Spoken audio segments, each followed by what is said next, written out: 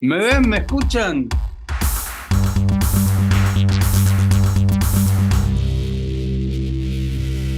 ¿Qué tal? Buenas tardes, bienvenidos. Como siempre, es un gustazo verlos, ¿sí? Hay muchas caras conocidas, gente comprometida, apasionada. Recuerden que yo siempre les cuento que cuando estudiaba ingeniería, siempre era el último en mi clase, ¿sí? El que más le costaba entender, porque yo no soy de escuelas técnicas.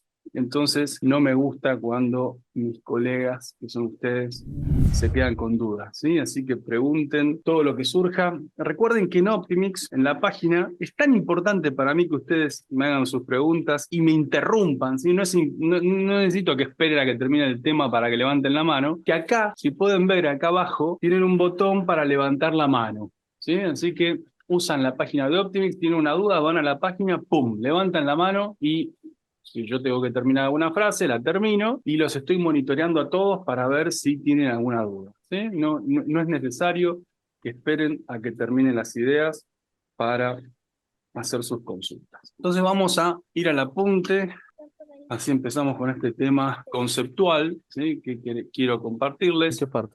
siempre. Antes de empezar los entrenamientos, este miércoles empezamos la cuarta edición de los entrenamientos Microtik Online.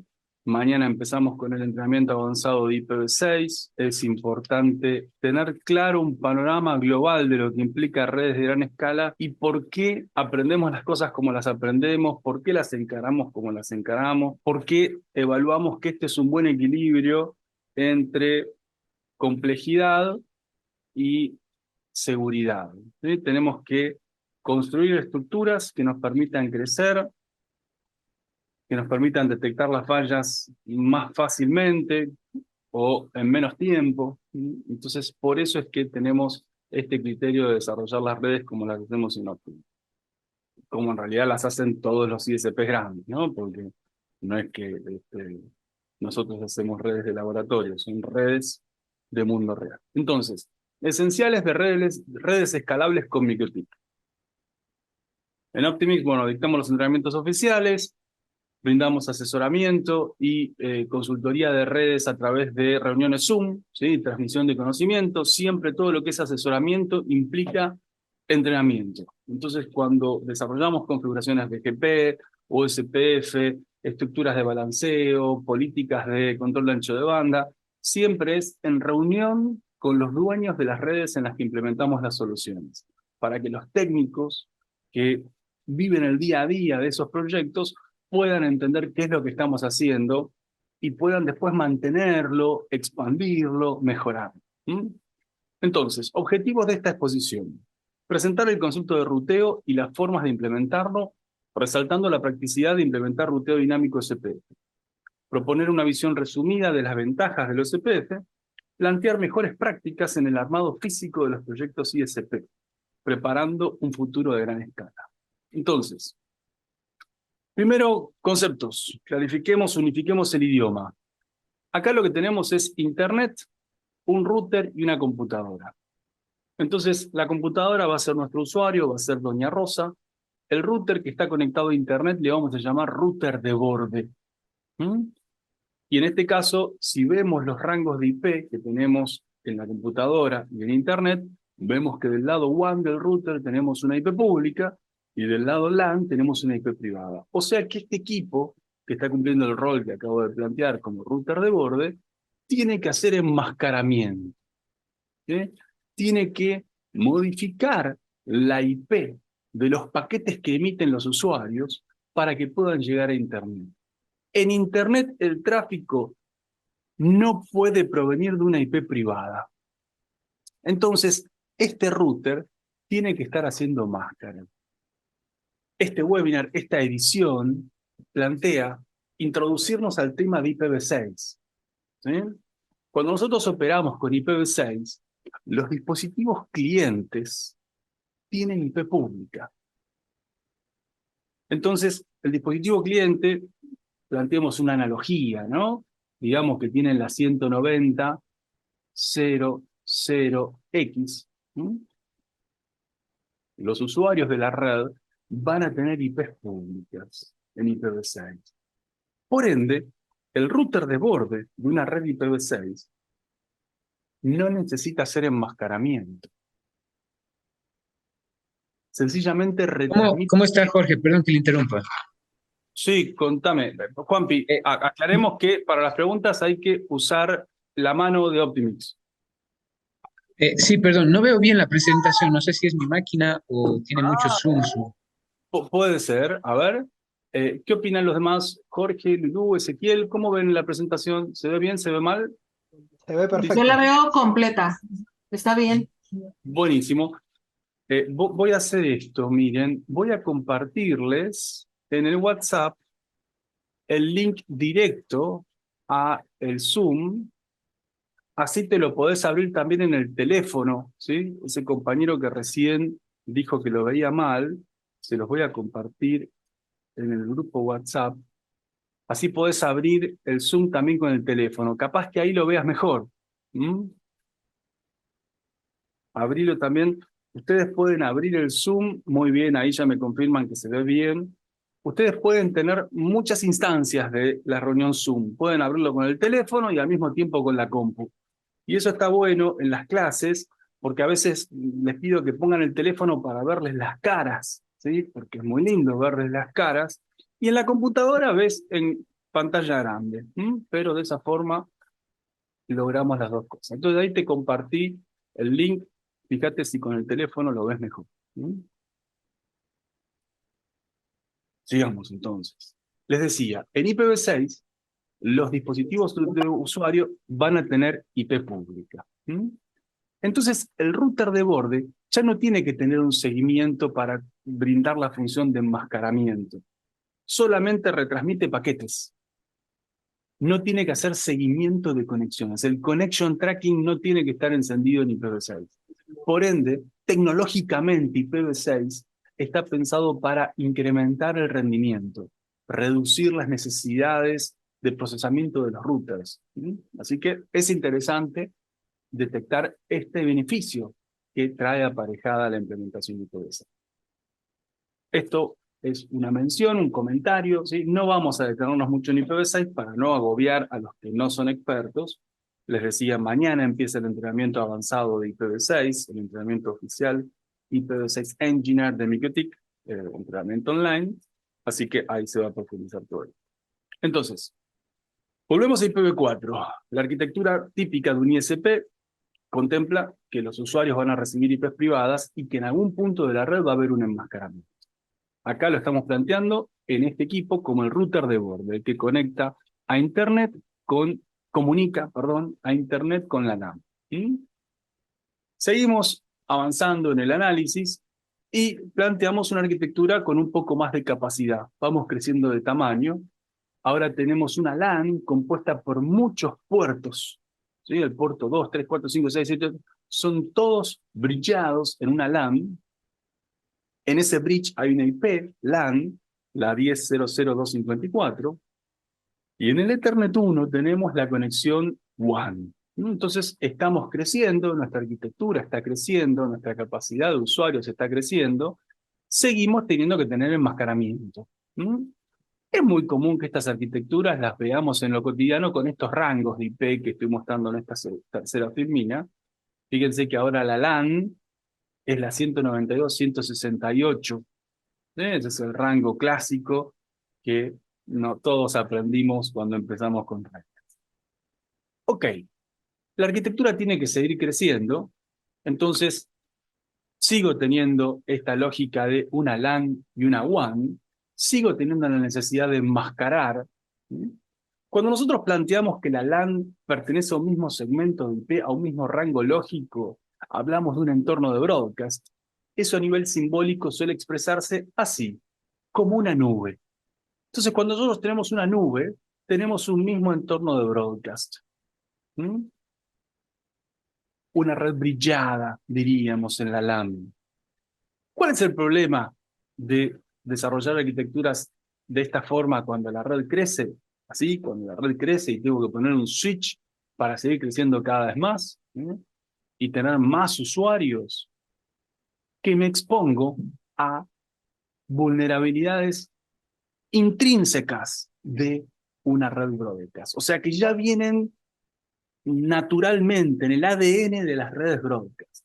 Las redes switchadas, las redes brilladas, tienen vulnerabilidades. Como por ejemplo, los clientes se pueden ver entre sí. Esto implica una ocupación residual de la capacidad de transporte de red porque pueden intercambiar tráfico que no va a pasar por el router de borde, que no va a ir a internet y pueden estar saturando la capacidad de transporte de mi switch. ¿Mm? Yo no tengo forma de controlar el tráfico que intercambian los usuarios si se ven entre sí. El hecho de que los clientes también se vean entre sí puede hacer que la red sea más insegura para mis usuarios. Y los clientes pueden contaminarnos con vulnerabilidades intrínsecas naturales que tiene capa 2, como ser contaminarnos con servidores de HCP. Si yo estaba usando HCP, un usuario puede entregar de HCP en la red y hacer que los usuarios se queden sin servicio. Afectarnos con conflictos de IP, ¿no? Ponerse la misma IP que otro usuario, o ponerse la misma IP que el default gateway, ¿no? O generar tormentas de tráfico, típicamente las tormentas de RP, o sea, saturar la capacidad de los switches para que la red deje de funcionar. ¿Eh? Estas cosas son naturales de los entornos de broadcast. En IPv6, el concepto de asignación de IPs está asociado a la adquisición natural de las direcciones IP. Y los dispositivos tienen tantas direcciones IP que se autoproclaman sus direcciones IP. Por eso es que en IPv6, de forma nativa, no tenemos la necesidad de utilizar DHCP. ¿Mm? Los dispositivos se autoconfiguran. Pero bueno, cosas que se van a ver en el entrenamiento de IPv6. Esa frase es importante. Los dispositivos se autoconfiguran sus IP. Ok, entonces, entorno de broadcast, falla de seguridad, los dispositivos se ven entre sí, pueden intercambiar tráfico, pueden atacarse unos a otros. ¿Mm? Tenemos que seguir creciendo. Entonces, ¿qué podemos hacer? Bueno, podemos conectar muchos servicios de Internet, cada uno a un router de borde, y crear una red independiente para cada grupo de usuarios. Entonces, pongo un nodo con un servicio de Internet y le doy servicio a los usuarios. Otro nodo con otro servicio de Internet y le doy servicio a los usuarios que se conectan a ese nodo. Pero esto económicamente es ineficiente, porque a mí me conviene contratar un solo servicio y compartirlo entre todos mis usuarios. ¿Sí? Ok. Esta arquitectura, de todas formas, conceptualmente me permite crecer, en especial cuando yo tengo, por ejemplo, que darle un servicio de infraestructura a una cadena de farmacias, o una cadena de locutorios, o una cadena de concesionarias de autos, todo lo que sean empresas que requieren servicios de infraestructura, siempre se les instala un router de borde, ¿sí?, que hace enmascaramiento y se le da servicio a los dispositivos de la LAN. El problema es que todo esto implica redes aisladas, redes que no se comunican unas con otras. Cada router gobierna un conjunto de usuarios y los usuarios de esta red no se pueden comunicar con los usuarios de esta otra red. O sea que si yo quiero empezar a monitorear o poder tener gestión de las cosas que ocurren en las distintas redes que estoy administrando, los distintos puntos de servicio, no tengo esa posibilidad porque un router que hace enmascaramiento, por defecto, de forma natural, oculta lo que tiene en su LAN. Lo único que yo puedo ver es la IP pública del dispositivo, pero no puedo ver lo que está atrás. Entonces, en una arquitectura donde yo necesito poder ver todo, necesito considerar la idea de empezar a sacarme de encima los enmascaramientos, ¿sí?, a sacarme de encima los NATs. Entonces ahí surge el concepto de ruteo bidireccional. Entonces, las topologías clásicas se resuelven de forma simple con enmascaramiento.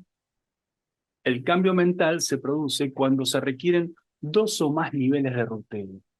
¿Qué quiere decir dos o más niveles de ruteo? A ver, un nivel de ruteo es esto. Esto es un nivel de ruteo. ¿Sí? Este equipo está ruteando, está comunicando al segmento 192.168.0 con Internet. Acá lo correcto es decir, ese equipo está ruteando y enmascarando. ¿Eh? Rutear y enmascarar son cosas distintas. Suelen convivir, suelen realizarse al mismo tiempo, pero no son lo mismo. ¿Ok? Si estos dispositivos que están en la LAN tuvieran IP pública, este router solamente tendría que rutear. Pero como además tienen IP privada, este equipo tiene que rutear y enmascarar.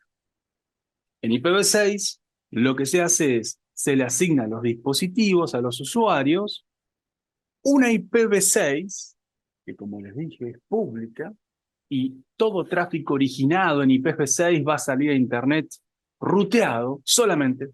¿Mm? Y una IPv4 que puede salir a Internet ruteada si fuera pública, lo cual es muy costoso, o enmascarada si fuese privada.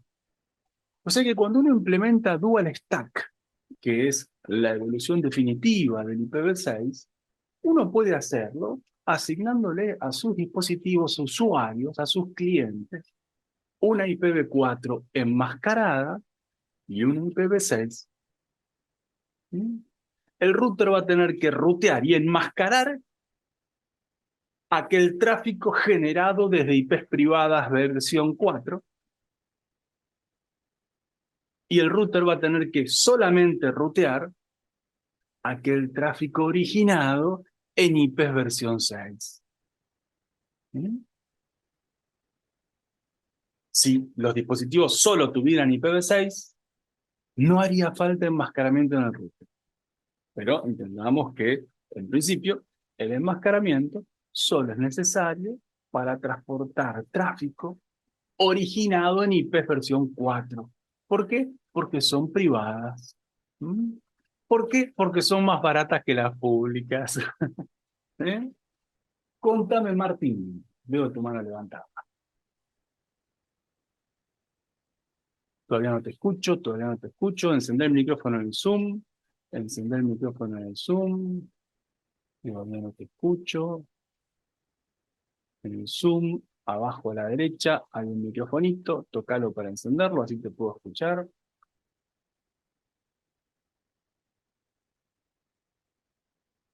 Bueno, cualquier cosa, capaz que fue un error. Cualquier cosa, voy a chequear el chat. Ah, está mal, no le funciona el micrófono. Bueno, hace esto, Martín. Hace un audio WhatsApp con la pregunta, que yo lo reproduzco para que todos escuchemos. ¿Eh? Yo ahora sigue, pero cuando esté tu audio, me mandas otro mensajito en el Zoom, me decís ya está el audio, y yo lo reproduzco para que todos escuchen tu pregunta. ¿Vale? Siempre alguna solución encontrar. Ok, entonces, decíamos, tengo, en principio, una red IPv4, enmascaro y ruteo, las dos cosas, porque son IPs privadas. Ok, tengo que seguir creciendo, entonces fíjense lo que tengo ahora. Tengo en cada punto switches, y en el router de borde marco VLANs. En el router de borde, cuando yo marco una VLAN, estoy creando... Ah, perdón, ahí preguntó Martín, dice, me quedé con el concepto del enmascaramiento y el ruteo. ¿Cómo se llama el término? Son conceptos y por ende términos independientes. ¿Sí? Una cosa es ruteo y otra cosa es enmascaramiento. Cuando vos comunicás distintos segmentos, estás ruteando. Ese ruteo puede o no hacerse con enmascaramiento. ¿Sí? Si en ese ruteo además enmascarás, estás alterando la IP origen de las peticiones, ¿eh? Y haciendo que todo el tráfico generado por el router sea originado por IPs del router. ¿Sí? el router engaña a los usuarios, a Internet y dice, las peticiones las hice yo, no todas las computadoras que tengo detrás mío. Eso se llama enmascarar.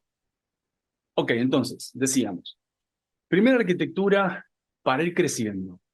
Yo marco una VLAN por cada segmento que quiero gobernar en el router de borde, ¿sí? O sea que acá la interfaz del router de borde, supongamos que es la Ethernet 10, sobre esa Ethernet voy a marcar estas VLANs.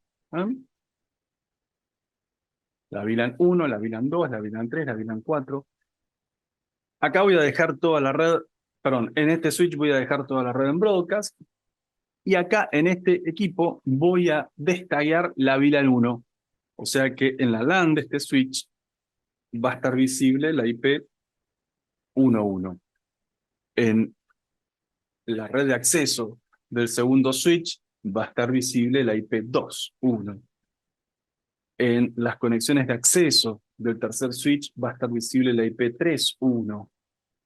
O sea que, habiendo configurado todas estas IPs en las distintas VLANs que marqué sobre el Ethernet 10, puedo hacer que los usuarios de los distintos puntos de acceso operen con rangos de IPs distintos. ¿Cuál es la ventaja de esto? La ventaja de esto es que ahora, si alguien genera algún evento caótico en este switch, en este entorno de broadcast, en este punto de acceso a Ethernet, pero sigue siendo un punto de acceso, a veces se le llama POP, ¿sí? Punto de presencia. Si alguien genera algún tipo de agresión en capa 2, solo va a afectar a los usuarios de este segmento. Entonces, como les dije al principio, vamos acorralando el problema. Ahora el problema, en vez de producirse en toda mi LAN, decimos que tenemos varias LANs independientes, individualizadas. Los usuarios de cada una de estas LANs, a través del router de borde, pueden comunicarse unos con otros, pero no se van a comunicar en capa 2, se van a comunicar a nivel IP. O sea que si yo genero un conflicto de IP y le configuro a una computadora la 192.168.5.1, voy a dejar a todos estos usuarios sin servicio. Pero los usuarios del segmento 4, del segmento 3, de todos los demás segmentos, van a seguir teniendo servicio. ¿Cuál es el defecto fundamental que tiene esta arquitectura? Que si yo quiero implementar controles de ancho de banda, los voy a tener que concentrar todos en el router de borde.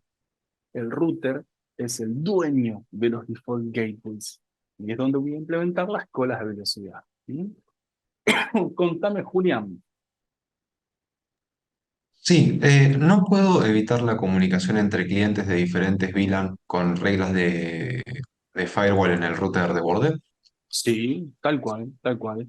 El router de borde, mediante su firewall, siendo que los segmentos que se quieren comunicar son distintos y tienen gateways distintos, efectivamente va a poder, a través suyo va a pasar todo el tráfico de los usuarios que intenten comunicarse entre distintos segmentos. Por ende, si implemento reglas de firewall, tengo control. Puedo hacer bloqueos o incluso controles de ancho de banda, totalmente, así es. Muy Gracias. bien, muy buena observación. ¿Mm? Esto es muy importante lo que dice Julián, porque ya quiere decir que empiezo a tener control. Antes, cuando todos estaban en el mismo entorno de broadcast, el tráfico intercambiado entre los distintos usuarios se resolvía directamente en los switches, no pasaba por el router de borde. Entonces, si yo quería implementar algún tipo de bloqueo o control, no podía. ¿Sí? Y a medida que mis arquitecturas crecen, necesito empezar a contar cada vez y paulatinamente con más control, ¿sí? Con más mecanismos de control. Buenísimo. Entonces, el problema era el control ancho de banda, ¿sí? Todo el trabajo se hace en un solo equipo, el router de borde. Entonces, tengo que buscar la forma de empezar a repartir la carga. Y para eso surge la arquitectura del aula. ¿Mm? En la arquitectura del aula tenemos un router de borde, que es el que va a concentrar el tráfico de todos los usuarios, pero cada nodo, cada punto de presencia, va a tener un router de servicio. Y esta es la arquitectura que, con algunas consideraciones que veremos ahora, puede crecer ilimitadamente. Solamente va a estar restringida por la capacidad de los switches de transporte, que son equipos que operan por hardware, operan y transportan tráfico a la velocidad a la cual los electrones se mueven adentro del silicio. ¿Mm? Entonces, su capacidad de transporte es mucho mayor que un router, que suele tener componentes de software. Entonces, acá yo puedo tener routers de servicio ilimitados y incluso routers de borde ilimitados. Y todo va a estar concentrándose a través de los switches de transporte en su acceso a Internet. Vamos a tener distintos escenarios. Yo, por ejemplo, puedo, desde el router de borde, establecer BGP hacia Internet, publicar mis IPs públicas y a través de OSPF entregarle una IP pública a cada router de servicio. De esta forma, el router de servicio va a tener que controlar el ancho de banda de los usuarios, rutear las peticiones de los usuarios, y como va a tener una IP pública del lado WAN, el router de servicio va a ser el enmascaramiento, no el router de borde. El router de borde va a estar ruteando las IPs públicas de los routers de servicio hacia IPs públicas en Internet. O sea que el router de borde, que posiblemente tenga que concentrar 10, 20, 30 gigabits, ahora va a ser una sola tarea: concentrar ancho de banda. No va a tener que enmascarar. No voy a tener que operar el connection tracking del router de borde. Entonces mi capacidad de transporte y concentración de tráfico del router de borde se incrementa muchísimo. Empiezo a distribuir las tareas que requieren mucho CPU en muchos equipos. En vez de necesitar un solo equipo carísimo, me compro muchos equipos económicos. Y eso está bueno porque si en esta torre después me cae un rayo, bueno, seguramente de estos tengo mucho porque son todos iguales, ¿sí? Entonces me compré un montón del mismo para tener respaldo. En cambio, si me compro un monstruo acá y ese se me quema, después voy a tener que cambiar el monstruo. Y es difícil tener dos de un equipo que cuesta $30.000. Mejor tener uno de repuesto de los equipos que cuestan 1.500. ¿No? Así que si alguno de los 30 rutas de servicio se quema, lo cambio fácilmente. Cristian pregunta. De nuevo, Cristian. Dice, mencionaste que podemos tener routers de borde ilimitados. ¿Cómo sería? Bueno. En principio, entendemos el concepto de red de transporte, ¿sí? El punto central es el que conecta a los routers de servicio con el router de borde. Ahora, si yo tengo BGP, puedo tener mi router de borde conectado a Internet y el router de borde conectado a un switch. A este switch decimos que están conectados los múltiples routers de servicio. Acá yo tengo, qué sé yo, paneles. ¿Sí? Qué feo que me sale este panel. ¿No? Ahí, ahí. ¿Sí? Tengo paneles, este es un router de servicio de una red inalámbrica. Acá tengo otro router de servicio de una red Ethernet. La red de Ethernet, la tengo así. Y acá tengo otro router de servicio de una red GPON. Aquí tengo una LT en la cual sale una fibra que se va a splitear. Tengo muchos routers de servicio: router de servicio 1, router de servicio 2, router de servicio 3, router BGP 1, y puedo tener un router BGP 2. A ver, no es necesario que sea BGP. Claro, si este router está haciendo NAT, está enmascarando, también yo lo que voy a hacer es que este router de servicio, por ejemplo, salga por el router de borde 1. Este router de servicio también salga por el router de borde 1.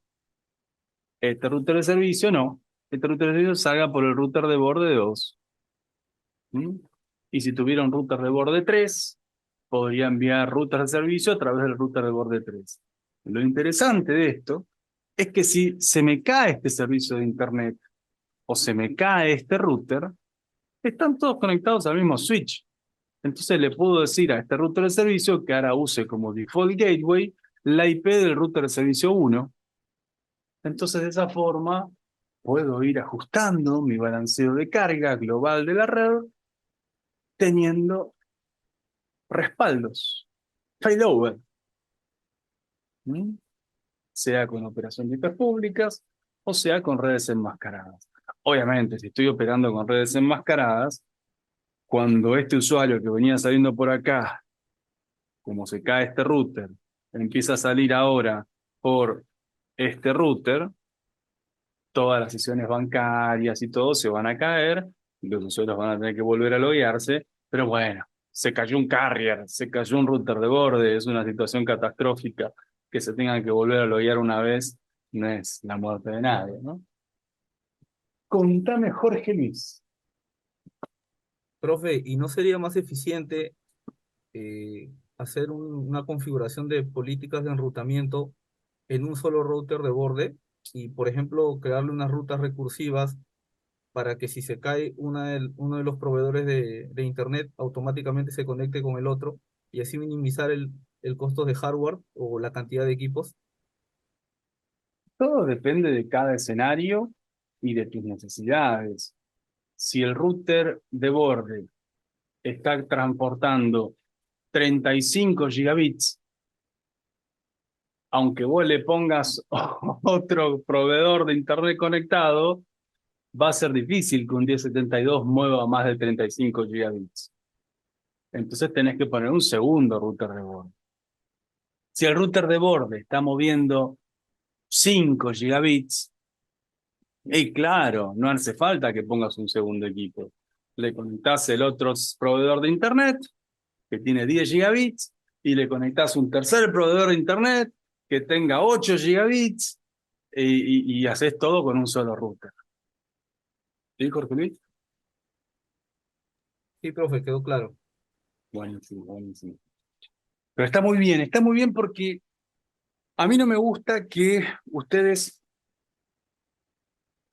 no quiero que esperen de mí que les dé una solución universal. No existe una solución universal o una sola forma de hacer las cosas. Cada situación tiene sus necesidades y es importante que entendamos el criterio de análisis de las distintas variables para ver cómo afectan. ¿Sí? Y ahí Jorge intervino muy bien. Dice, ¿para qué poner? Porque tengo dos proveedores, pongo dos routers, pongo un solo router con dos proveedores.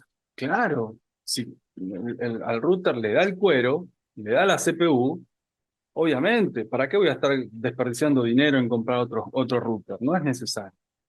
Esto lo planteaba cuando la situación es escala a muchísimo ancho de banda, ¿no?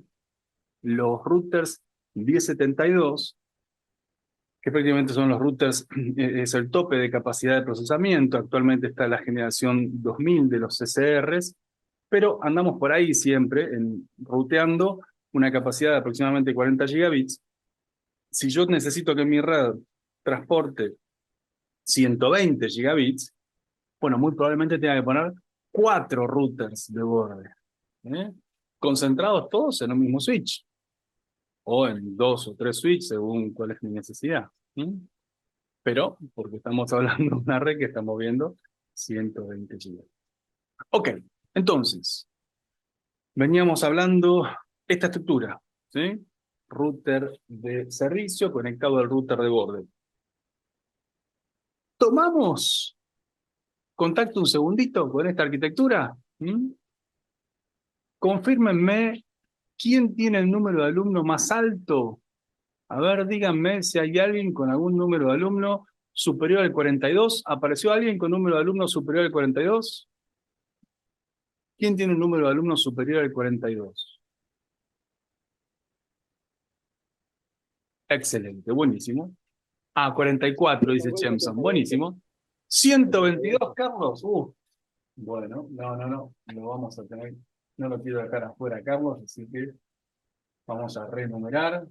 Ténganme paciencia. Listo. Vamos a renumerarlos. Ahí estamos. Recarguen entonces la página para ver sus nuevos números de alumno, por favor.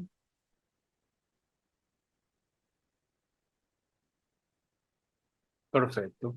A ver, alguien, acabas de recargar, Chemson, 65, Luis. Perfecto. ¿Alguien tiene un número superior a 65?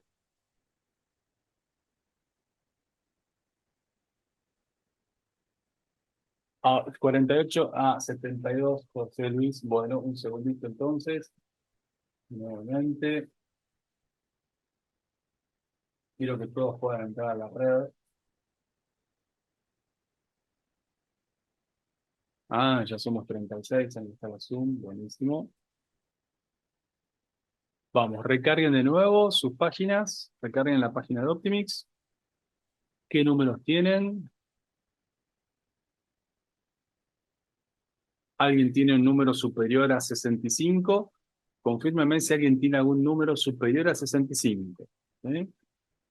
¿Alguien tiene un número superior a 66, 66. Perfecto. ¿Alguien tiene un número superior a 66? ¿Alguien tiene un número superior a 66? Excelente, buenísimo. 66 es el máximo. Me sirve. Ay, Franklin, 76. Ay, me mató Franklin. Un segundito, entonces.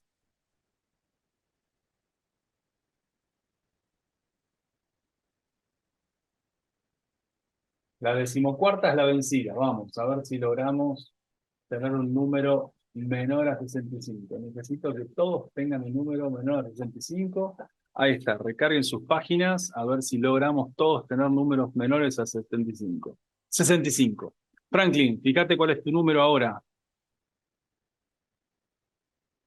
Franklin quedó en el 76, quiero que baje. 53, muy bien. 17, ¿Cómo? 17, No, necesito saber si alguien tiene un número superior a 65. No me sirve si tienen menor a 65. Aquel que tenga un número superior a la 65. última vez realizó un taller en la LinkedIn y Bueno, silencio. ¿Alguien tiene algún número superior a 65, no? ¿Estamos todos bien? Buenísimo. Si nadie tiene un número superior a 65, ya pueden entrar a la red.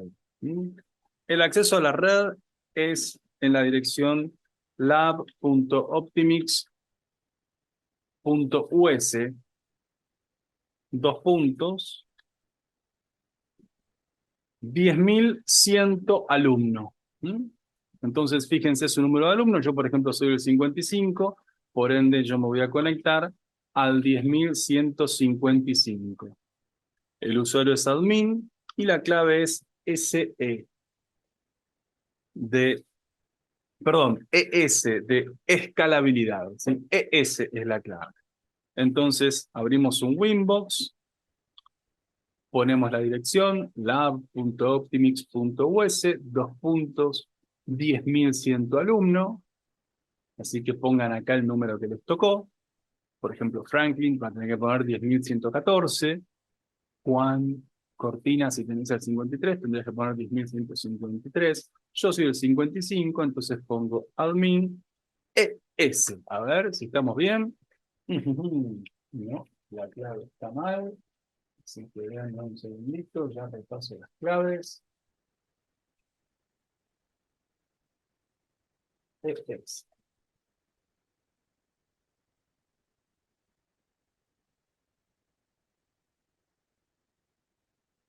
Ahora sí. Una vez que ingresan a sus routers, van al menú System, su menú Identity, y configuran a continuación del nombre que tiene actualmente el router. Actualmente sus routers van a tener un nombre que se llama alumno X, con el número que les corresponde. Ponen guión, nombre, apellido. ¿Mm? Guión, nombre, apellido. Así sé quiénes están en el aula.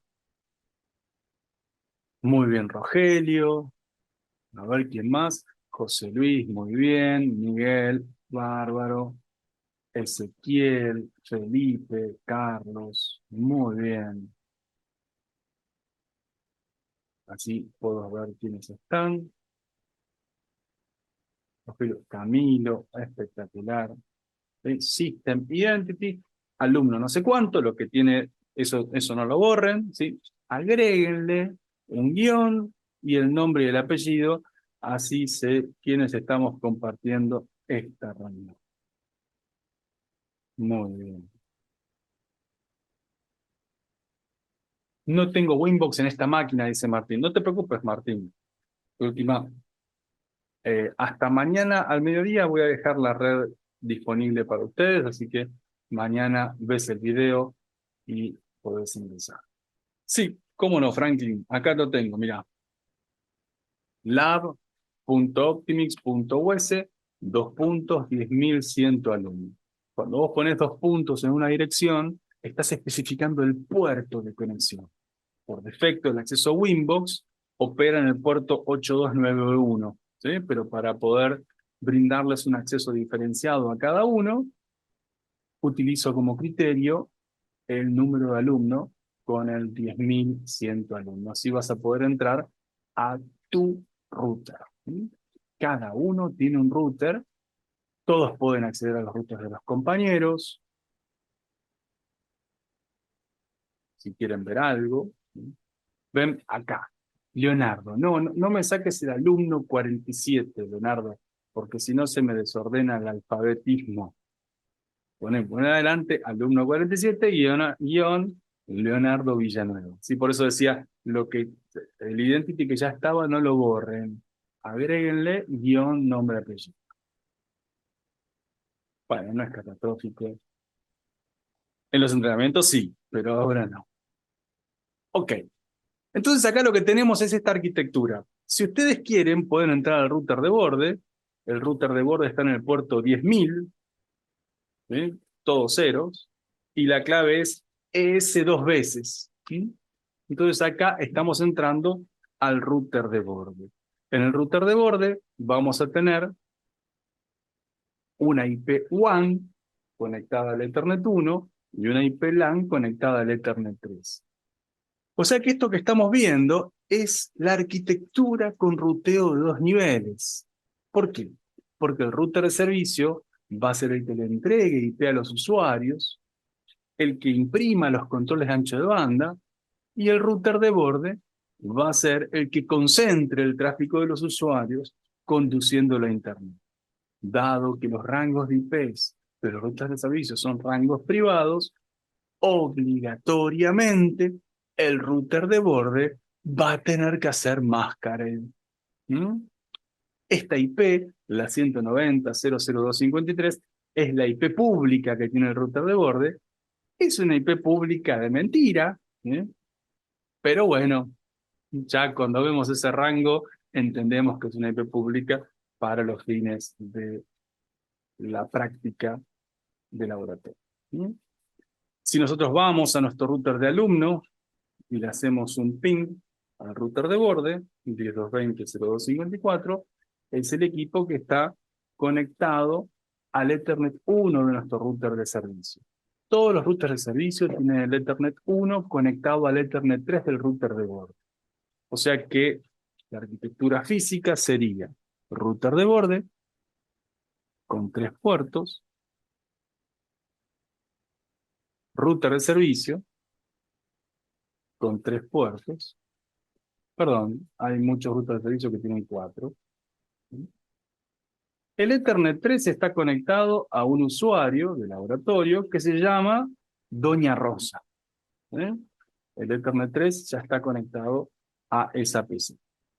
La red de transporte es un switch al cual están conectados todos los routers de servicio del aula.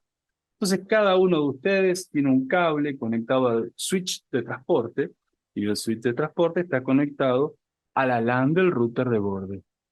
Esta es la red de laboratorio a la que ustedes ingresan cuando participan de los entrenamientos oficiales. Durante toda la extensión del entrenamiento, a las 24 horas, pueden entrar a esta red y analizar cosas y hacer configuraciones. Y normalmente los que ya han venido a cursar saben que cada 1 o 2 días los torturo borrándoles toda la configuración para que lo tengan que volver a hacer. ¿Sí? El router de borde está conectado a Internet. Actualmente, el router de borde está entregando DHCP a los routers de servicio.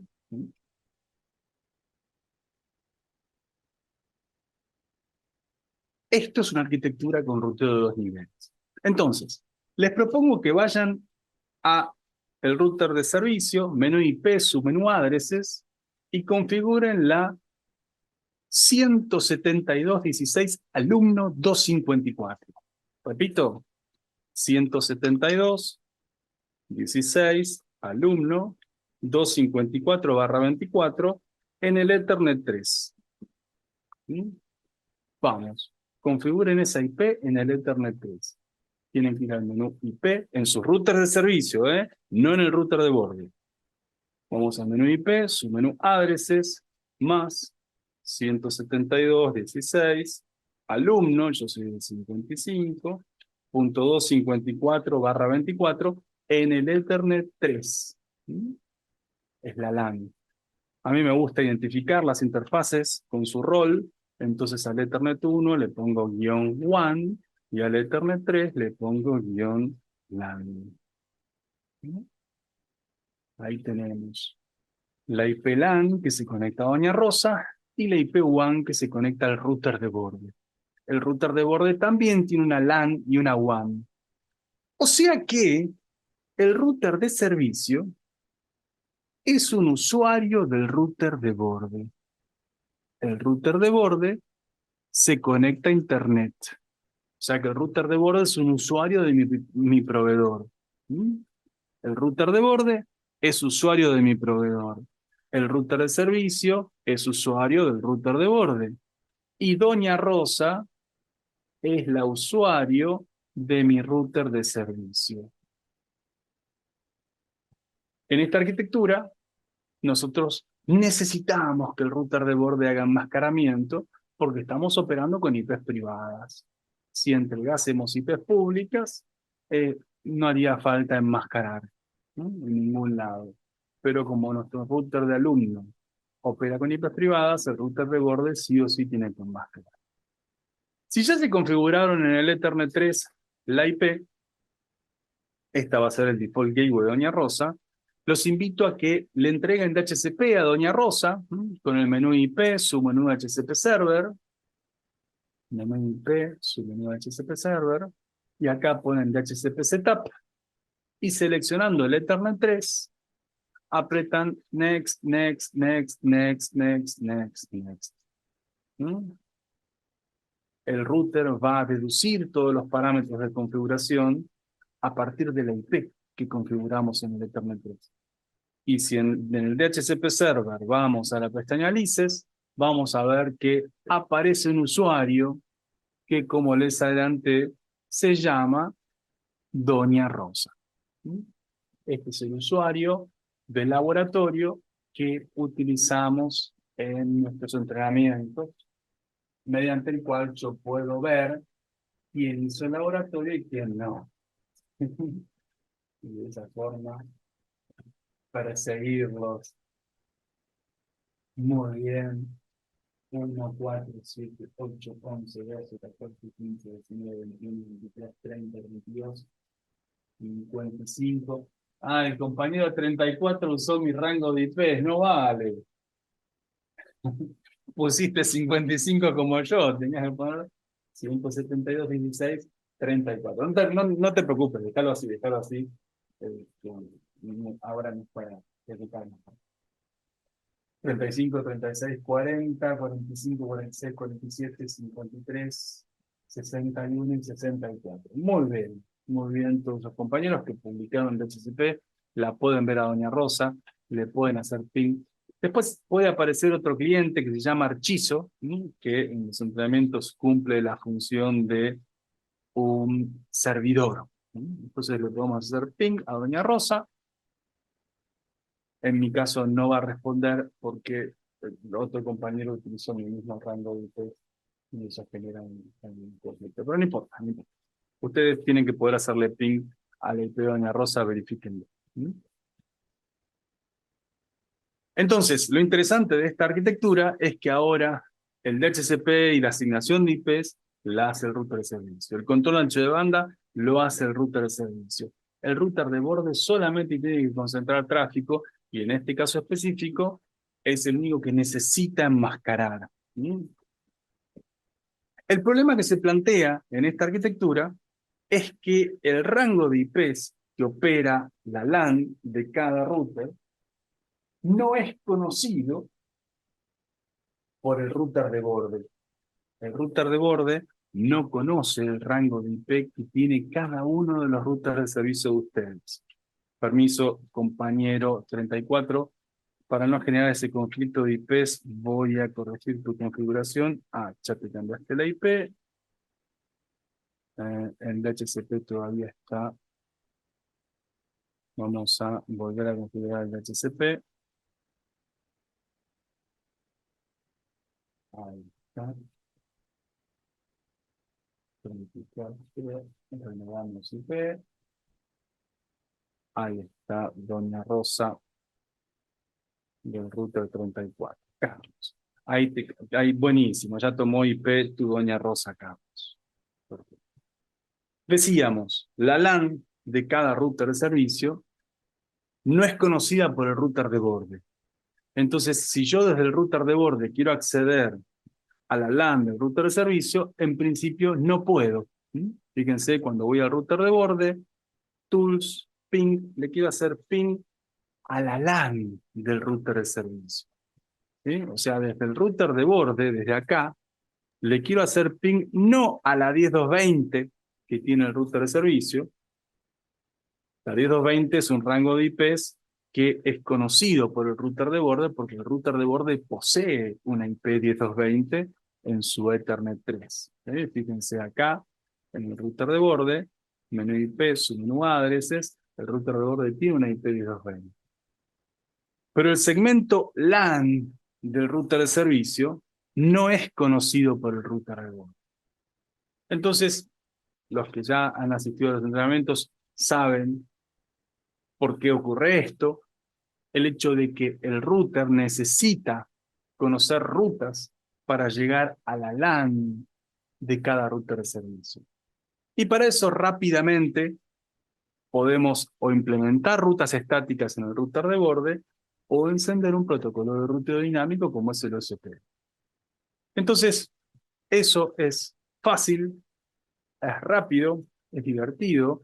En el entrenamiento oficial, previamente vamos a hacer rutas estáticas, porque el OSPF simplifica las cosas, nos ayuda, hace el trabajo por nosotros, pero antes yo quiero que ustedes aprendan a hacer el trabajo. ¿Mm?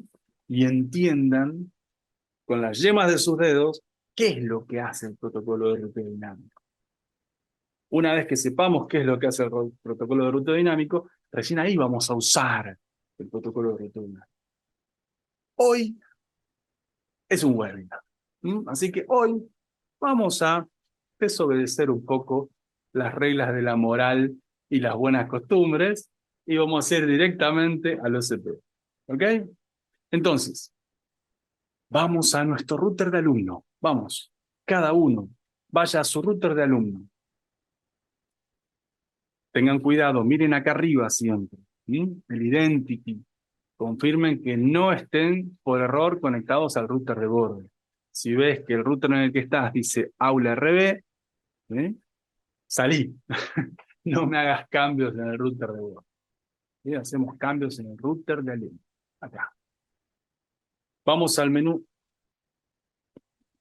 Primero verificar, ¿sí? Verificar. ¿Cuál era el objetivo? El objetivo era, desde el router de borde, poder hacerle ping a la IP que nuestro router de servicio tiene en la LAN. ¿Sí? Y vemos que no le puedo hacer ping a la 55.254. Tampoco le puedo hacer ping a la 4.254 del compañero 4. Tampoco le puedo hacer ping, no sé, a la 23.254 del compañero 23. ¿Mm? Las LANs de los routers de servicio, son desconocidas para el pobre router de borde. Y por ende, los usuarios no tienen internet en este momento. Entonces, de nuevo, vamos al router de alumno. Routing, OSPF, instancias. Vamos. Routing, OSPF, instancias. Vale. Todo. Routing, OSPF, instancias. Hacemos doble clic sobre la instancia default. ¿Sí? Doble clic sobre la instancia default. No agregamos una nueva instancia. Hacemos doble clic sobre la default. ¿Sí? No aprieten el más. Hacen doble clic sobre la default. Y acá encienden el Redistribute Connected Routes. ¿Sí? Como tipo 1. Es lo mismo tipo 1, tipo 2. En este caso es totalmente lo mismo, así que no se preocupen. Activen solo Redistribute Connected Routes. No activen el Redistribute Default Route. Ojo. ¿Sí? El primer campo no se toca. Caca, primer campo. ¿Sí? No me toquen el primer campo. Se toca solo el segundo. Connected Routes. ¿Sí? Y una vez que activaron esa opción, apretan OK. Fíjense que running va a decir no. El protocolo de ruteo dinámico SPF todavía no está funcionando. Tenemos que ir a la pestaña Networks y agregar el segmento de IP que comunica a toda la comunidad de routers. Todos los routers conviven en el rango 10.220.00/24. Ese es el rango que tenemos que crear en las networks de los OSPF. Cuando agreguemos ese segmento, el segmento que comparten los routers de servicio con el router de borde, en instancias vamos a ver que dice Running Index.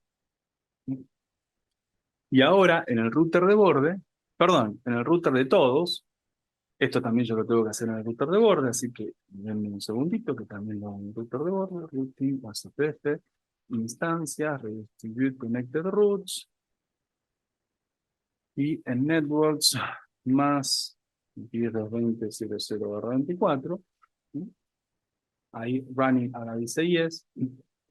Cuando vayan al menú IP, submenú routes, van a empezar a aparecer las redes de todos los compañeros, tanto en el router de borde como en el router de cada uno de ustedes. Así que fíjense cómo en IP routes, en IP routes, empiezan a aparecer, tarda un poquito, en un primer momento se demora un poquito,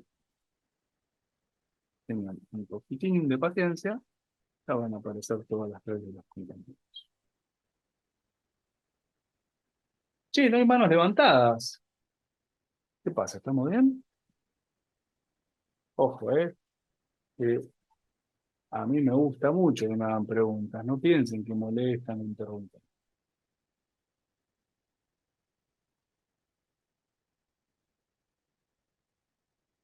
Contame, Jorge Luis. Profe, yo la verdad nunca he implementado OSPF, pero sí escuché mucho sobre ese protocolo. Y bueno, yo pensaba que se usaba principalmente para conectar de 3 a más áreas y compartir las rutas, ¿no? O conocer las rutas entre todos los routers, pero no sabía que también se le podía dar este uso, ¿no? Entre, por ejemplo, el router de borde y el router de servicio, y así ahorrarte todo el trabajo de hacerlo de forma manual. Excelente, me alegro, Jorge. Buenísimo. Gracias. Profesor, disculpe, Sí. una cosa más que se me olvidó. Hacer, hacer el OSPF Ah, así entre el router de borde y el router de servicio no conlleva un mayor consumo de CPU o no sé, algún consumo de recursos adicionales a hacerlo mediante una ruta estática normal? Sí, te consume más CPU durante 5 segundos. Después el resto del tiempo es lo mismo. Una vez que se establecen las rutas, ya no se consume más nada. Ok, gracias, profesor. Y siempre en la red hay que colocar la red única en ambos routers. Básicamente es. Correcto, correcto. Vos podés declarar distintas redes con distintas conexiones. Por ejemplo, acá te voy a mostrar una red en producción. ¿Sí? A ver dónde estaba. Lo guardo, acá. ¿Mm? Esto es en México. Entonces acá tenemos un enlace hacia el norte y un enlace hacia el sur. Entonces, este es un enlace punto a punto que establece una interfaz OSPF. Este es un enlace punto a punto que establece otra interfaz OSPF. O sea que diríamos que acá son entornos de broadcast distintos en dos ramales del ISP. ¿Eh? En el caso del entrenamiento, yo te planteé que acá hay un switch, pero no necesariamente hay un switch. Pueden ser interfaces individuales. ¿Eh? Pero en este caso siguen siendo redes simples, no es necesario segmentar en áreas. Esto es terminología de OSPF. OSPF es el entrenamiento avanzado de ruteo, el MTC-RE, ¿sí? Que requiere tomar el NA, o sea que son temas avanzados. ¿Sí? Si alguien no entiende qué quiere decir el hecho de áreas del OSPF, no se agobie, ¿sí? No es que este, no sabes algo tonto o algo simple, no sabes algo muy complicado, así que dejémoslo ahí para no meternos en muchos embrollos. ¿Eh? Bien, Jorge, Sí, profe, todo contame, claro. Gracias, todo claro. buenísimo. Contame, Julián. Sí, tengo una ensalada de acrónimos. OSPF es ruteo dinámico. El, Hay un protocolo más viejo de ruteo dinámico, no me acuerdo cómo se llama, RIP, y, RIP será y hay... ¿Cómo? RIP, el protocolo más viejo se llama RIP, será RIP. Bien. Bueno, Y el protocolo que evita los bucles en redes conectadas entre sí, ¿cómo se llama? bueno, en realidad todos los protocolos de ruteo dinámico brindan la funcionalidad de generar anillos. Vos seguramente de lo que estás hablando es de un protocolo que te permite neutralizar los anillos en capa 2. ¿Eh? Ah, Cuando tenés interconexión de switches. ¿Mm? En ese caso se utiliza el Spanning Tree, el Spanning Tree ese que... Protocol o STP. ¿Eh? Actualmente la versión mejorada se llama RSTP. El Spanning Tree en redes inalámbricas o en redes híbridas o en redes de gran escala tiene un resultado eh, que muchas veces no produce grandes satisfacciones. ¿Sí? Entonces, cuando las redes crecen mucho y ya tenés nodos remotos y escenarios complejos, se suele usar capa 3, o sea, se rutea. En vez de switchar, que los anillos se controlan por spanning tree, se rutea, que los anillos se controlan por SPF. O si querés, Bien, por BGP. ¿Sí? El BGP es otro protocolo de ruteo dinámico, pero el BGP se suele usar en la conexión hacia Internet. ¿Sí? El BGP es el protocolo que intercambian el router de borde, ay, que quería poner el lápiz, el router de borde con los proveedores. Entonces, hacia afuera, BGP. BGP. bien, Y sí, hacia porque... adentro, OSP. Ah, bien, Contame, contame. bien. No, porque justamente en el ISP donde trabajo tenemos muchas partes con puntos a puntos inalámbricos y los backup, o sea, los enlaces de backup, que tenemos más de una conexión de enlace, los teníamos por spanning tree, nos generaban pérdida de paquetes y muchos conflictos y terminamos todo con ruteo estático. Buenísimo, está muy bien. A nivel de gestión es un poco incómodo, por eso conviene OCPF en vez de ruteo estático, pero no importa, el ruteo estático va excelente y me encanta que avales esta experiencia de que sí, el spanning tree en el mundo real, en escenarios de data center, ¿sí? Cuando vos tenés escenarios muy controlados con conexiones de 100, 200 metros, el spanning tree funciona cuando tenés escenarios más grandes, con enlaces inalámbricos, situaciones con pérdidas de paquetes, con anchos de banda desconocidos, porque depende de la interferencia, de la época del día. Entonces ahí el spanning tree es para todo. Buenísimo, Julián. Jorge Luis, contame. Profesor, y en este caso, al OSPF que se ha creado entre el router de borde y el router de servicio, ¿cómo le podríamos llamar? ¿OSPF direccional, bidireccional o cómo le podríamos denominar? O sea, el nombre que le podríamos dar. En este caso, que es para dos equipos. No, en este caso son muchos equipos, Jorge, porque está el router de servicio de todos los compañeros. Hay como 40 routers en la red. Claro, me refería a los que están configuradas las instancias como tales. En routing. No te agobies, Jorge. Eso es CPF. Ok, ¿Eh? ok. Lo, Gracias. lo podés tutear, no te preocupes. ¿Ok? Entonces, ¿cuál era la verificación? Y ahora te escucho, Leonardo, dame un segundito. ¿Cuál era la verificación? Yo voy, de nuevo, me copio la IP que tengo, ¿sí? En la LAN de mi router de servicio, voy al router de borde, trato de hacerle ping, y ahora mi router de servicio me responde. Yo puedo ver a los usuarios que están detrás de mi router de servicio. Mi router de servicio era como una pared, ¿sí? Que me impedía ver lo que había atrás, ¿sí? Desde el router de borde. Gracias al OSPF, ahora no tengo más esa pared y a través del router de servicio puedo llegar a mis usuarios. ¿Sí? Ya tengo visibilidad bidireccional. Puedo gestionar todo lo que está en la LAN de los routers de servicio. Contame, Leo, Hola, ¿cómo ¿me estás? escuchan? Bien, bien. Sí, excelente, te escucho muy bien. Eso lo que preguntaba Jorge, podría se llamar OSPF de área única. Este es un caso de OSPF con una sola área. Exactamente. Así que Eso. si ese dato a vos te resulta trascendental, el Sí. nombre es totalmente apropiado. Ok. Buenísimo.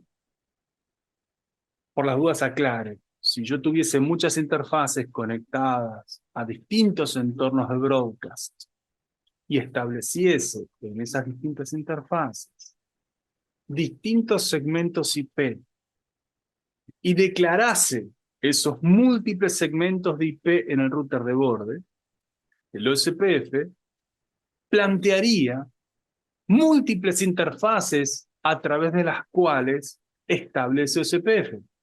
En ese escenario, puedo seguir operando con una sola área. ¿Sí?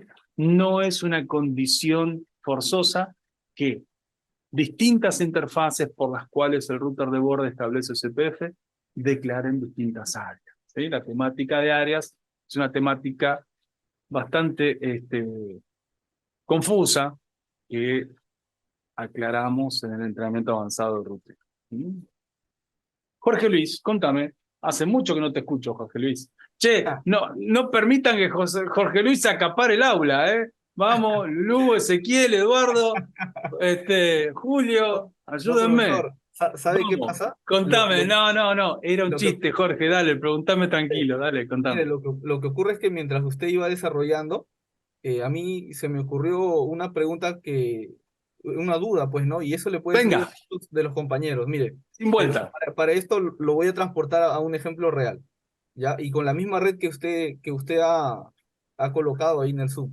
Mire, Vale, yo tengo una red ISP de 500 clientes, donde yo manejo la misma red que usted colocó en el Zoom, pero en donde está Doña Rosa, en vez de ser una PC como tal, es un router de servicio para ese cliente.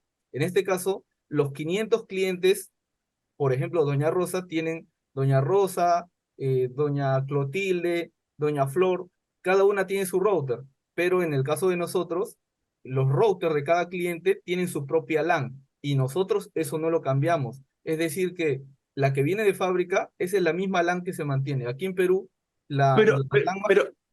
A ver, eso está muy bien, Jorge. El equipo cliente en una red ISP normalmente no es la PC del usuario, ¿sí? El Ok. equipo cliente típicamente es lo que llamamos cariñosamente un TP-Link, ¿sí? O si queremos, en el caso de que sea un panel, ¿sí? Ok, Tengo sí, conectado un usuario y este usuario está haciendo máscara. ok, Entonces yo desde el permitime terminar la frase, dale Jorge. Yo desde el data center o desde el punto central puedo llegar al equipo cliente, pero no a la LAN de Doña Rosa. No puedo ver si tiene 5 computadoras o 3 o 20. ¿Eh? Entonces, ¿qué ocurre? Que este equipo está haciendo máscara. En una red ISP, típicamente el equipo cliente está haciendo máscara. Hasta ahí es hasta donde yo tengo gestión. ¿Eh? Perdón, seguí, Jorge, contame. sí, sí, bueno, ya básicamente con eso ya me respondió la duda. Lo que pasa es que como yo nunca implementé OSPF, la duda era al implementarlo, ¿qué sucede con esa red LAN de los clientes si todas son iguales, ¿no? Y ya Está con eso me oculto. respondió. Excelente. Muy Gracias. bien. De nada. Contame, Juan Cortina, Hola, buenas tardes. ¿cómo estás? Bien, bien, profe. Profe, ya nomás aquí sería una pregunta. Por ejemplo, si yo tuviera yo otro servicio de internet en un router de servicio, ¿cómo podría yo compartir ese servicio? Ah, bueno, mira, cuando vos estableces el OSPF, hay un parámetro que te dije que no configures, routine OSPF, instancias, es ¿sí? Redistribute default routes. Sí. La función de redistribuir el default route o la ruta default implica ofrecerle a los otros routers la ruta 0.0.0.0/0. Esa es la ruta default. Entonces, dentro de un entorno de broadcast, acá, puede haber más de un router que ofrezca la ruta 0.0.0.0/0. Vos podés hacer que el router de borde ofrezca esa ruta al entorno de broadcast, a todos los routers, para que todos salgan a través suyo. Y podés hacer que otro router también ofrezca la ruta 0.0.0.0/0. De ahí en más, hay un mundo de posibilidades, ¿sí? Que uno sea el activo y otro sea el backup, Sí. o que establezcas algún tipo de política de balanceo. Esa es la idea, por ejemplo, de tener el router de Bueno, servicio. pero lo importante es que ahí se abre un mundo y hoy no lo vamos a poder comer todo al mundo, ¿sí? Le estamos dando un mordisquito, pero el mundo es enorme y hay que tomarse su tiempo para digerir. Ok, ok. ¿Vale? Sí, está bien. Pero está muy bien lo que planteas y es viable. Así. ¿Mm?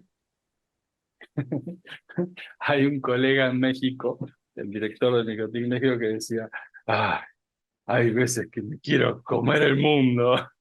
Y me quedó tan clara esa idea cuando uno empieza a entender, ¿no? Y quiere aprender todo ya.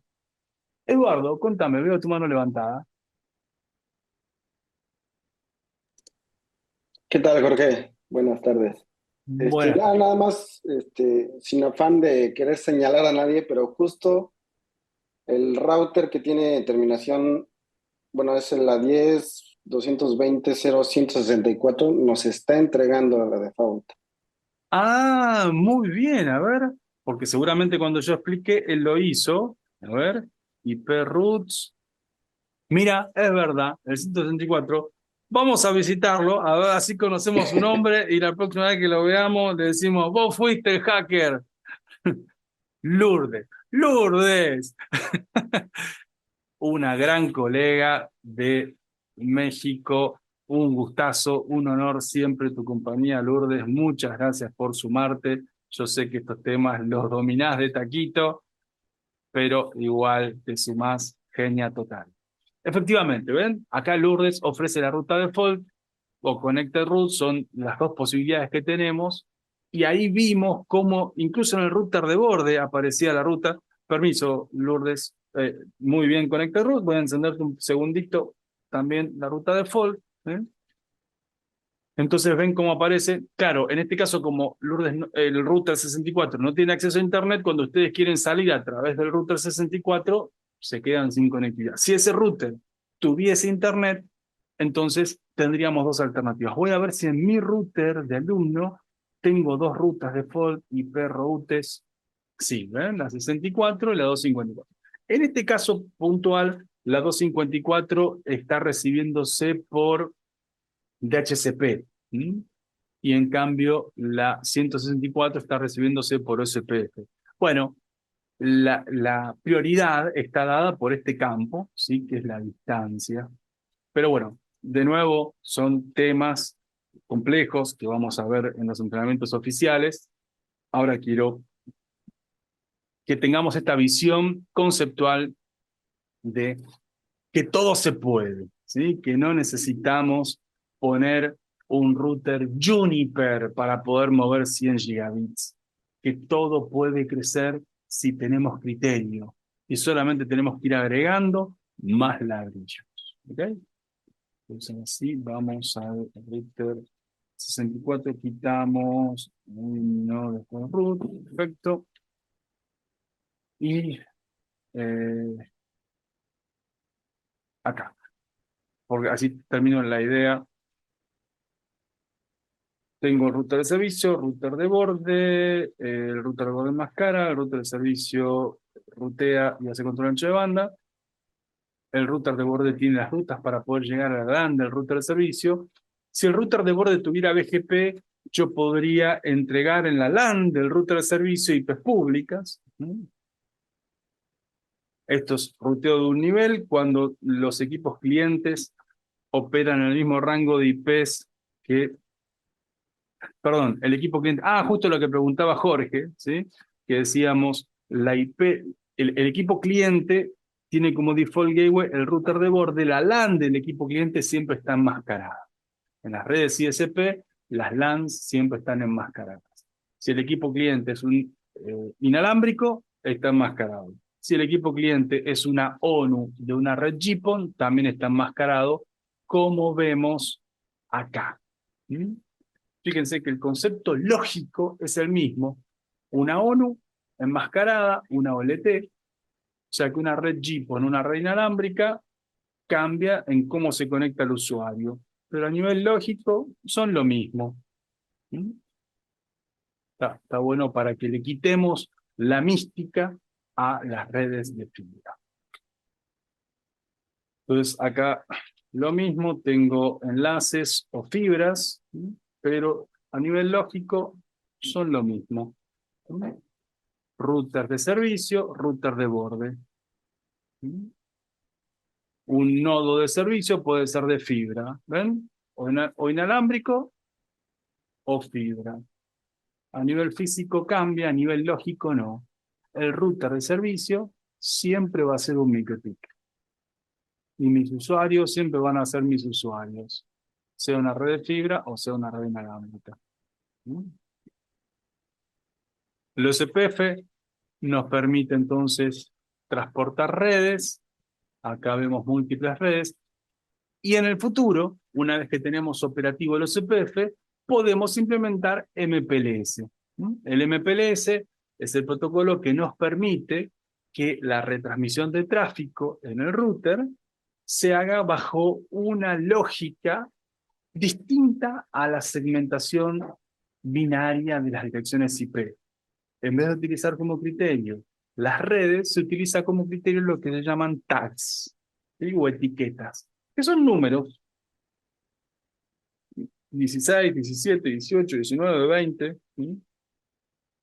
Ahora se me acaba de hacer una laguna de cuántas etiquetas. A ver. Qué vergüenza. ¿Cuántas etiquetas admite?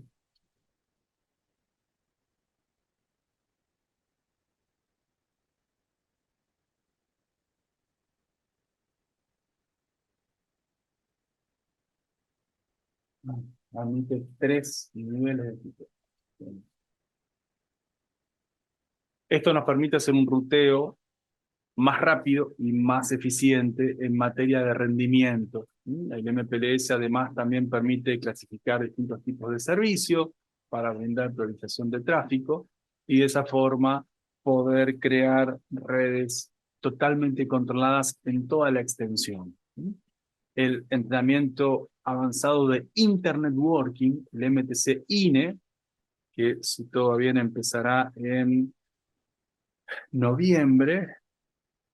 Es un entrenamiento especial que, a diferencia de los entrenamientos tradicionales, el NA, el avanzado de ruteo y el NA tienen la estructura que estamos viendo en este momento, un router de borde, y cada uno de ustedes tiene un router de servicio. Esta es la estructura del laboratorio que estamos compartiendo ahora. El entrenamiento MTC-INE, en cambio, cada uno tiene un ISP. Esta es la red que gobierna cada alumno de un entrenamiento MTC-INE. Son 4 routers haciendo BGP hacia 2 carriers. Esto un poquito, el DUD. Acá tenemos 2 carriers hacia el norte y un carrier hacia el sur. ¿Por qué es muy importante tener esta red online para que ustedes hagan los laboratorios? Acá ya, en el entrenamiento de MTC-INE, ya se conectan con una VPN, porque tienen que acceder a muchos equipos. Entonces, de esa forma, aprendemos a configurar todo. Acá tenemos BGP en los routers de borde y OSPF internamente. Este es un entrenamiento, es el más extenso de todos los entrenamientos. Bueno, en realidad tiene la misma extensión que el entrenamiento esencial, que el MTCNA. El MTCNA, a pesar de ser el primer nivel, también es el entrenamiento más largo junto con el MTCNA. Acá es donde vemos MPLS. Y lo configuran en los routers de esta red online que está encendida las 24 horas durante toda la extensión del curso. Lisandro, contame. Hola Jorge, buenas noches. ¿Qué tal? Tengo una consulta. ¿MPLS, el MikroTik lo maneja por software también o tiene algún tipo de hardware tipo cuando hace switching, digamos?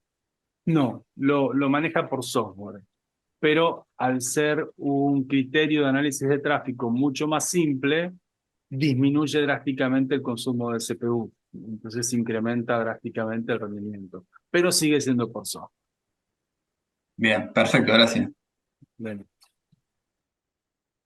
La generación 2000, hay algunos de los equipos de la generación 2000 que admiten ruteo por hardware. Ahora la verdad que me mataste en si la retransmisión MPLS puede ser procesada por ese hardware. O ese hardware solamente hace ruteo, o sea, hace switcheo capa 3 tradicional, por segmentos. Creería que es switcheo capa 3 o ruteo por hardware, son sinónimos, tradicional, no por etiquetas. Pero bueno, muy buena duda, me sembraste, gracias. Conclusión entonces. Ventajas de la operación ruteada, con el aval de Julián, ¿sí? Que nos contaba cómo sufre con el Spanning Tree. La operación en capa 3, con ruteo de 3 niveles. ¿Por qué digo acá 3 niveles? Porque el equipo cliente también estaba en modo router, ¿se acuerdan? El equipo cliente, el SXT o la ONU, rutea. El router de servicio también, y el router de borde también rutea. El equipo cliente hace máscara Y si tenemos una operación con IPs públicas, nadie más hace máscara. Y si tenemos operación con IPs privadas, va a hacer falta máscara individual. Entonces, independientemente de quién es más cara y quién no, todos rutean. Entonces, la operación de ruteo en capa 3, de 3 niveles, permite que la LAN del cliente no acceda a mi red inalámbrica o no acceda a mi red de fibra. Al cliente siempre le tengo que poner un equipo que rutea. El cliente no puede ver mi red de transporte en capa 2. No puede acceder a la red de transporte de fibra o inalámbrica en capa 2. Me permite automatizar la gestión de altas, porque cuando yo hago que el router de servicio le entregue IP a los usuarios, puedo usar DHCP o PPPoE. Me permite independizarme del transporte del medio físico con el que se realizan las conexiones. Como les mostré en las distintas filminas, la lógica era la misma, aunque usara fibra o usara wireless. Esto forma parte de nuestro objetivo, poder crecer ilimitadamente sin rompernos la cabeza, ¿sí? No quiero tener que aprender una nueva ciencia cada vez que quiero crecer. Entonces, a nivel lógico, el firewall siempre es el mismo. El control ancho de banda siempre lo puedo implementar en MikroTik. La suspensión de los usuarios morosos la puedo implementar en MikroTik, independientemente de si mis clientes se conectan por fibra o por A. Y puedo distribuir la carga, operando muchos routers de servicio. Siempre les muestro esta red en producción, que está un poquito sucia en mi dude. Mira, acá tengo todos estos routers de servicio que ven acá, están brindándole servicio a los mismos usuarios de la misma OLT. Hay una OLT, FiberHome, que recibe DHCP o transporta DHCP de estos 5 routers de servicio. En realidad hay 2 más, pero no los dibujé. Y algunos usuarios salen por un router de servicio, otros usuarios salen por otro, pero todos acá están siendo concentrados por la misma nube, la misma OLT. Entonces voy a poner un static con forma de nube y se va a llamar FiberHome. Acá tengo la misma OLT a la cual están conectados todos estos routers de servicio. Entonces yo puedo hacer que un usuario salga por un router de servicio o por el otro. Este concepto de balanceo. El balanceo tiene que estar en todos los lugares de mi red.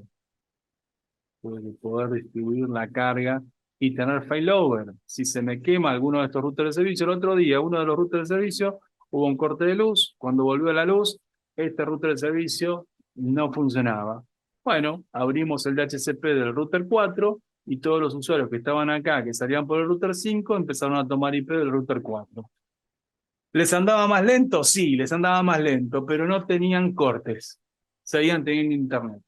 Entonces nos dio 30 minutos para cambiarle la fuente al router 5. Por suerte, en los SR lo que normalmente se quema es la fuente, no el router. Y levantamos el router 5 y todo volvió a la normalidad. Buenísimo.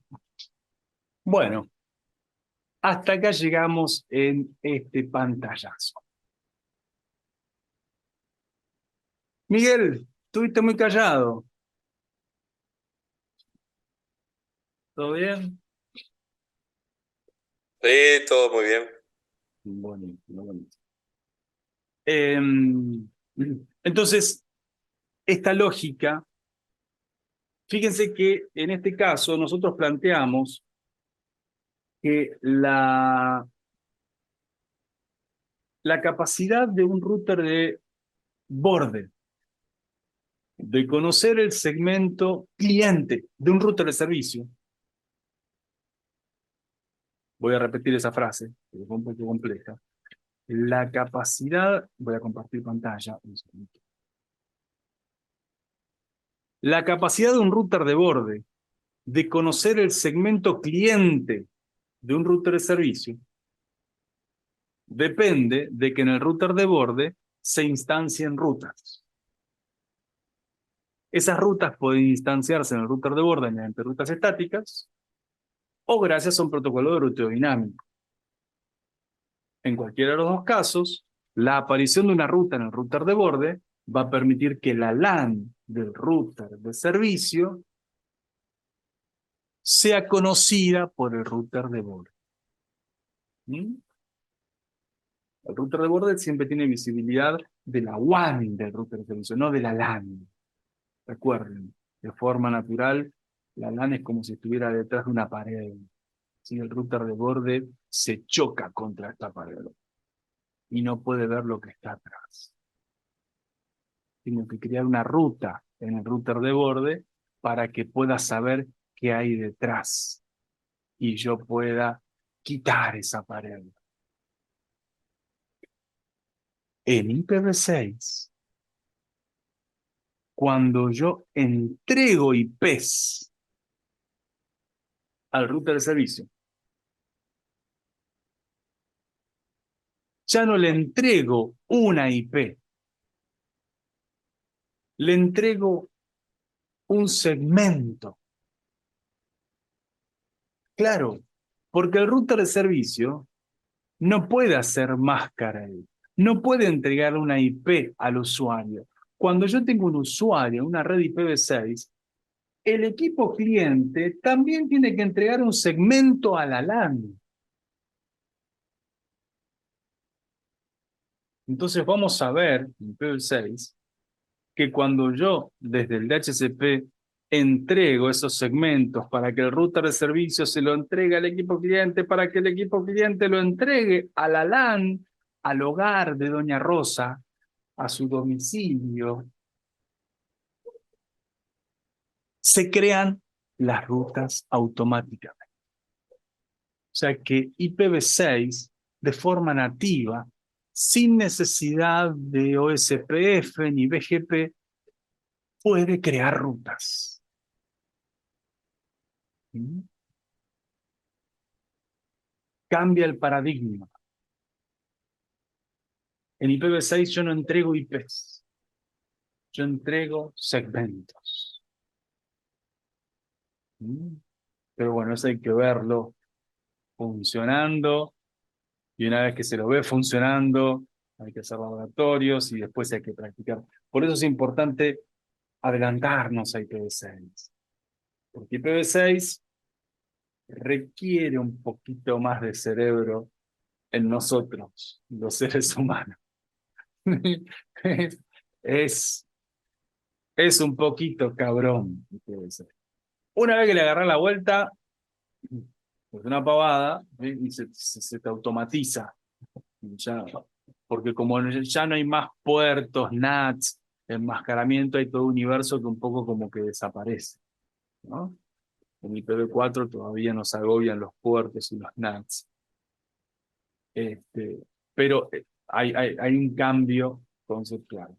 En IPv6 el router de borde no le entrega IPs al router de servicio. El router de servicio no le entrega IPs a los usuarios. Todo es segmentos. El router de borde le entrega un segmento grande al router de servicio. El router de servicio distribuye ese segmento grande en muchos segmentos chicos, pero siempre son segmentos, no son IPs. Pero no nos podemos comer el mundo en 5 minutos.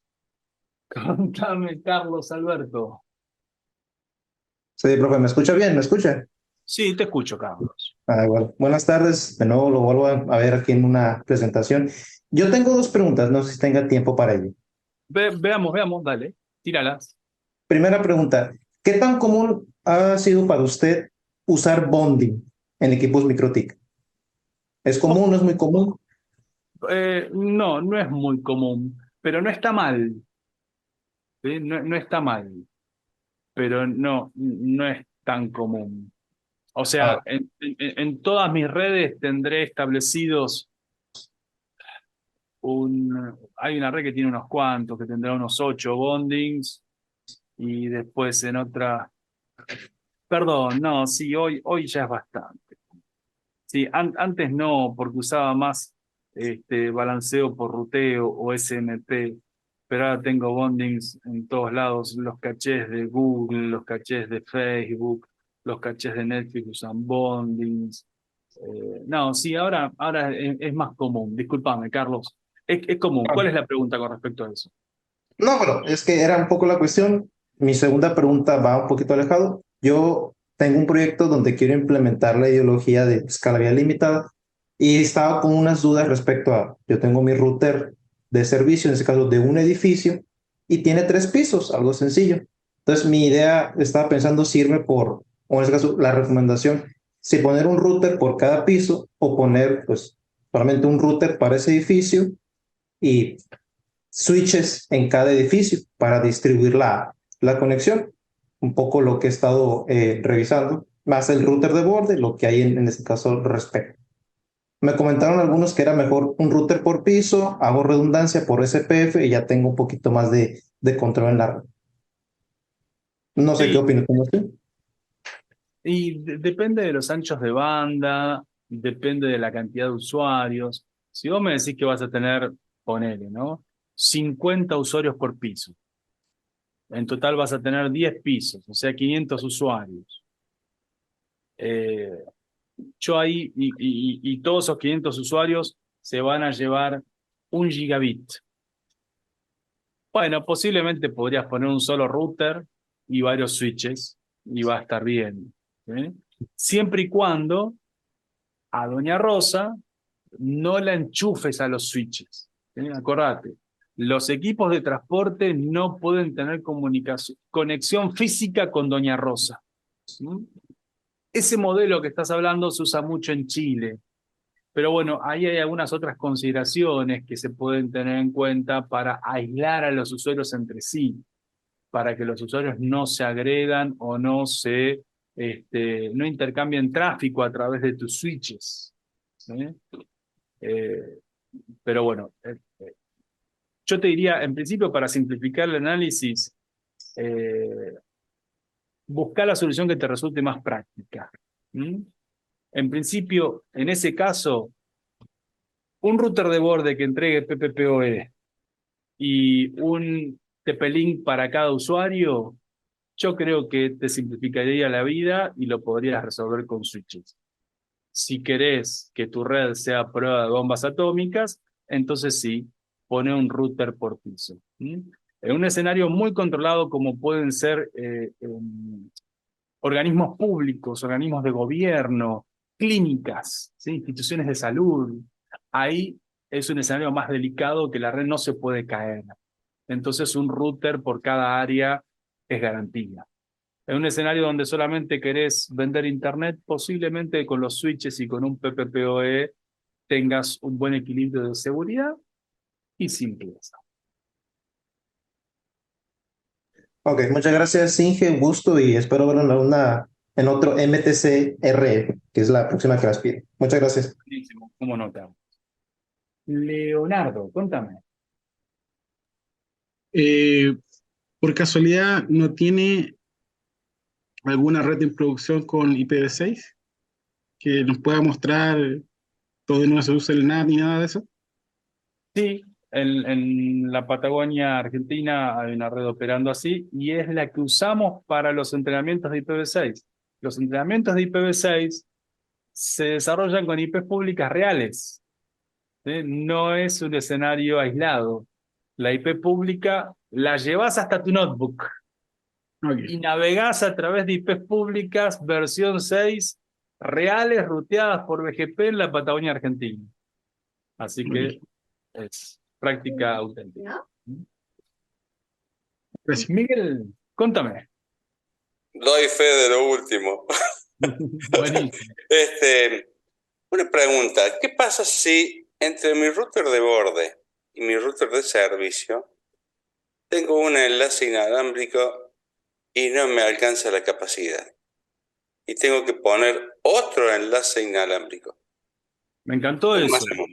Me encantó eso, porque a mí no me gusta sacar un enlace para poner otro. ¿Sí? Yo quiero sumar. Y ahí lo ideal, Miguel, es el SMP. ¿Sí?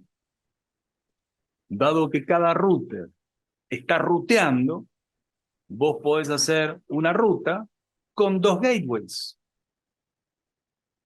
Entonces, cuando creás la ruta, pones el segmento de un enlace.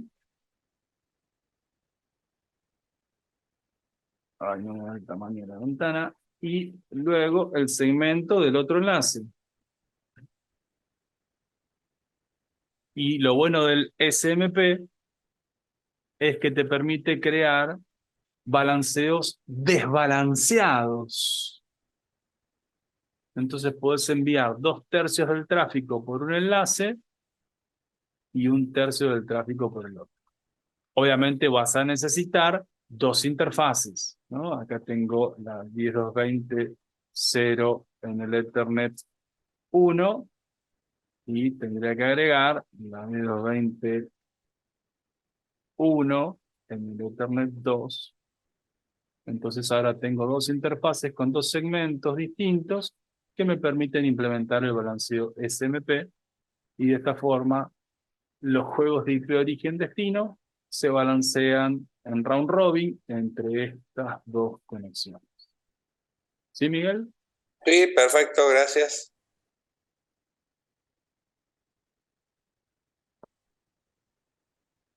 Buenísimo.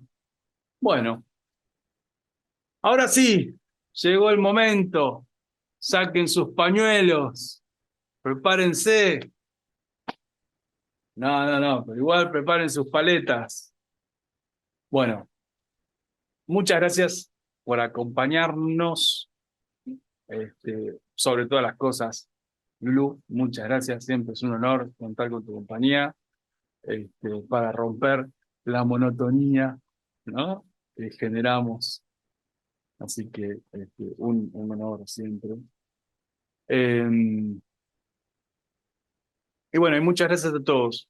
Estoy atento, como siempre, a el WhatsApp, ¿sí? Si quieren regalarme un audio, con alguna sugerencia, alguna idea, algún consejito, ¿sí? Con suavidad, para que no me duela mucho, pero siempre las sugerencias, las críticas son oro, ¿sí? Muy valoradas. Con respecto a futuros webinars, este es un webinar clásico que va evolucionando ahora con el agregado de los conceptos de IPv6, pero si quieren proponerme, che, Jorge, ¿por qué no haces un webinar de tal cosa que está interesante y se usa mucho, ponele, ¿no? Así que, gracias totales, que tengan buenas redes, buenas noches y nos vemos hasta la próxima. Tal cual.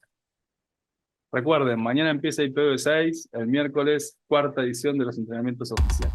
Nos vemos.